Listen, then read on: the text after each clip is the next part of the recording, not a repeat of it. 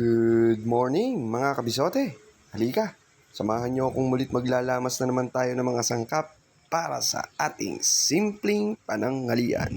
Let's go! First step, gagawa muna tayo dito ng pang-marinate. Bawang, turmeric, curry powder, and then meron din tayo ditong paprika at paminta. Maglalagay lang tayo din ng patis, then mekos-mekos lang. Kapag okay na, iligay na ang manok at i-mekos-mekos lang ulit hanggang sa mag-coat lahat. And then magpipirito muna tayo dito ng ating patatas at carrots. Ganyan. Kapag okay na, isunod na rin natin ang ating bell pepper. Then set aside din natin. Tapos pan fry na natin yung mga na-marinate natin na chicken.